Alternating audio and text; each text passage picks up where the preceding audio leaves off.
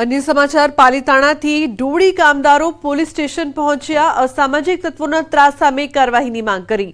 કામમાં દખલગીરી રૂપ હોવાનો આક્ષેપ વિરેશ શેઠના ત્રાસના પગલે ડોળી કામદારો પોલીસ મથકે પહોંચ્યા છે। વિરેશ શેઠે વિરુદ્ધ કાર્યવાહી કરવા ફરી માંગ ઉઠી છે।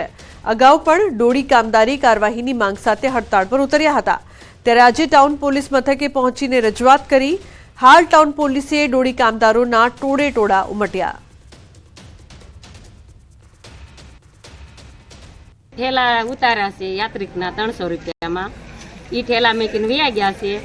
तो अतार में हूँ लईने गई त्या तो विराट काकाए मारो हाथ पकड़्यो से। पछी अरविंद भाई रहा, दीना भाई रहा, दिनेश भाईए धक्को मार्यो से। अने आ रीते तो अमारी माथे मजूर माथे अने डोळीवाळा माथे धक्का मुक्की तो करे ज छे।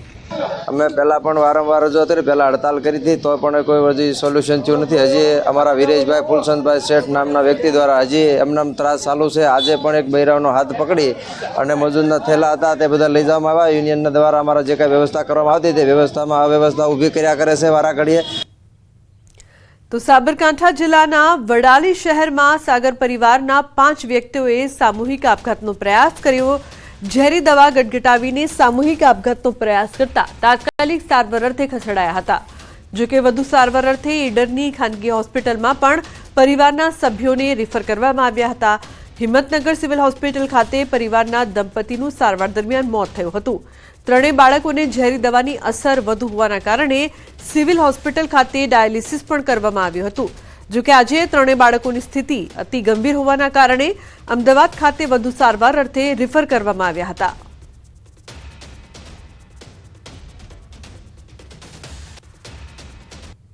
સગર પરિવારના 5 સભ્યોએ આત્મહત્યાનો પ્રયાસ કરેલો અને ત્યાં CHC વડાલી ખાતે એ લોકોએ પ્રાથમિક સારવાર લઈને ઈડર પ્રાઇવેટ હોસ્પિટલમાં ટ્રીટમેન્ટ લીધી અને ત્યાંથી ક્રિટિકલ કન્ડિશનમાં અમારી હિંમતનગર સિવિલમાં રિફર કરવામાં આવેલા હતા। અને એ પાંચેની સારવાર દરમિયાન પત્ની અને પતિનું મોત થયેલું હતું અને 3 બાળકો ક્રિટિકલ કન્ડિશનમાં છે। આખા ફેમિલી આ પ્રકારનું પગલું ભરેલું છે, તો એ બાબતે જે મરણ જનાર છે વિનુભાઈ, એમના મોબાઈલ ફોન પણ અત્યારે કબજે લેવામાં આવેલ છે। એને પણ FSL મોકલવામાં આવશે। એમાં જે પણ ચેટ હિસ્ટ્રી હશે તે તપાસ કરવામાં આવશે। એના સિવાય કોઈ સુસાઇડ નોટ અત્યાર સુધી અમને મળેલ નથી, પરંતુ ઘર સર્ચ કરીને એ બાબતે પણ વિગતવારની તપાસ કરવામાં આવશે। તો વડોદરાના MS યુનિવર્સિટીના વિદ્યાર્થીએ કરી આત્મહત્યા। ટેકનોલોજી ફેકલ્ટીના વિદ્યાર્થીનો આપઘાત। બીજા વર્ષમાં BE ટેકનોલોજીમાં અભ્યાસ કરતો હતો વિદ્યાર્થી, તો હોસ્ટેલના હોલમાં પંખા પર ચાદર બાંધીને ટૂંકાવી જીવાદોરી। વિદ્યાર્થી અભિષેક શર્મા મૂળ ઉધમપુર જમ્મુ કાશ્મીરથી આવ્યો હતો।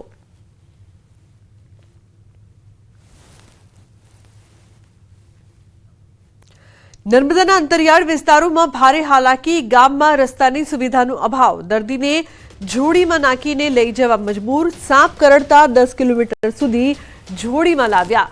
નર્મદા જિલ્લાના ચાપટ ગામના પેટા ફળિયા ચાપટમાં રહેતા ઇદ્રીસભાઈ વસાવાને સાપ કરડતા ઝોલીમાં નાખીને 10 કિલોમીટર સુધી મુખ્ય માર્ગ ઉપર લાવ્યા હતા અને ત્યારબાદ ખાનગી વાહનમાં સારવાર માટે લઈ જવામાં આવ્યા હતા।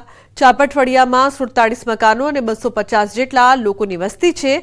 નર્મદા જિલ્લાના ગરુડેશ્વર તાલુકાનું ગામ છે। ઉપરવાસના ભાગમાં આ ગામ વસેલું છે। આઝાદીના આટલા વર્ષો પછી પણ ચાપટ ગામને રસ્તાની સુવિધા નથી મળી।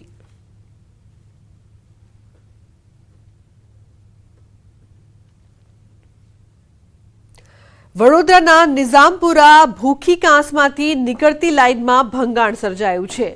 કાજલપુર લાઇનનું આવતીકાલે કરાશે રિપેરિંગ। આવતીકાલે સાંજના સમયે નહીં મળે પાણી। 4 લાખ લોકો થશે પ્રભાવિત। છાણી, સયાજીબાગ, લાલબાગ, જેલ ટાંકી, બકરાવાડી, નવી ધારથી થશે પ્રભાવિત।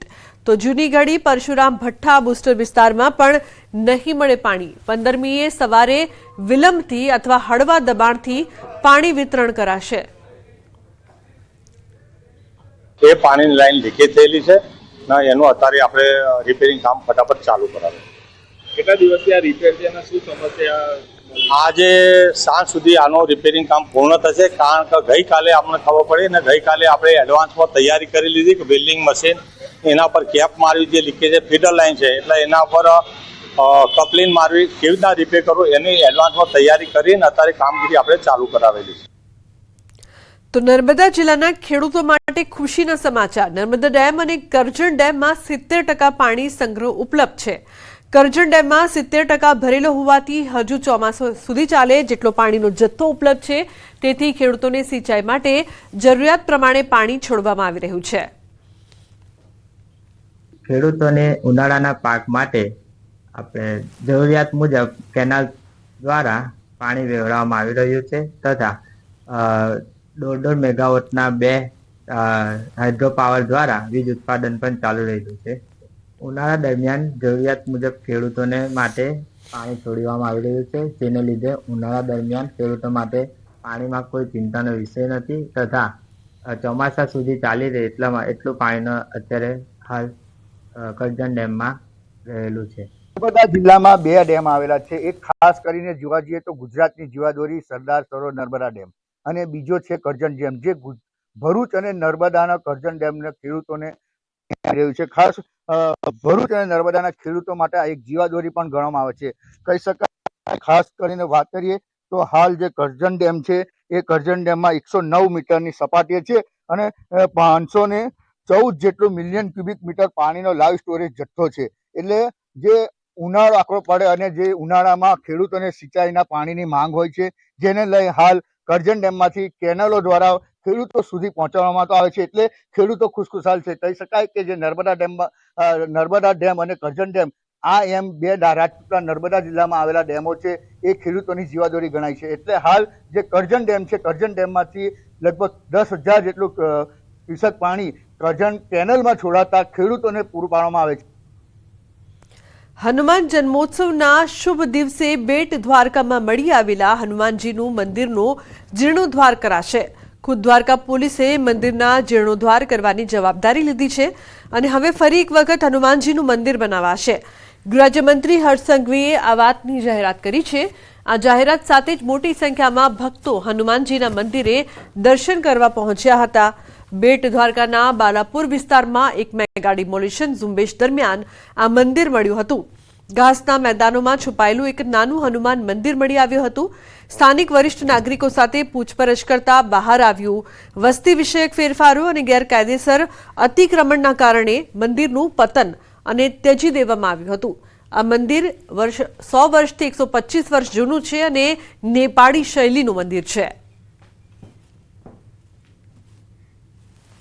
બેટ દ્વારકાના બાલાપુર વિસ્તારમાં મેગા ડિમોલિશન દરમિયાન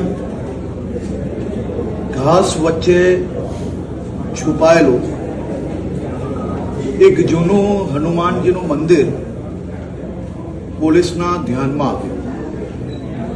ધ્યાનમાં આવતા જ લોકલ નાગરિકો જોડે જ્યારે તપાસ કરવામાં આવ્યું ત્યારે જાણકારી પ્રાપ્ત થઈ કે 125 થી 150 વર્ષ જૂનું આ મંદિર એ અતિ પ્રાચીન હનુમાનજીનું મંદિર નેપાળી હનુમાનજીના મંદિર તરીકે ઓળખાય છે.